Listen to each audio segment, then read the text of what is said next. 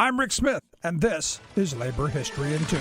On this day in labor history, the year was 2010. That was the day the Deepwater Horizon oil rig exploded in the Gulf of Mexico, killing 11 workers and injuring 17 more. The rig experienced an initial blowout, releasing an uncontrollable flow of oil and gas from the well. Hydrocarbons then ignited, causing the explosion and fire. It caused a massive offshore oil spill of over 4 billion barrels and is considered the largest environmental disaster in U.S. history. British Petroleum was the main operator responsible for the well's design. The drilling contractor, TransOcean, owned and operated the rig. A handful of smaller companies were also involved. While company and governmental officials initially argued the explosion was unforeseeable and then subsequently blamed each other, there were warning signs in the months leading up to the deadly explosion. Multiple equipment failures, design deficiencies, poor preventative maintenance, bad engineering decisions, and a chase for profits that emphasized low worker injuries at the expense of process safety all combined to create the disaster. As well, regulations and standards enforcement were weak in an almost totally deregulated industry. One phrase used by investigators to characterize the explosion was the normalization of deviance. From workers to managers to executives, none saw the explosion coming. There were dozens of contributing factors, as the Chemical Safety Board investigation noted. They listed 57 key technical, human, and regulatory factors in their 2016 final report. However, engineers had raised concerns about the potential failure of key equipment.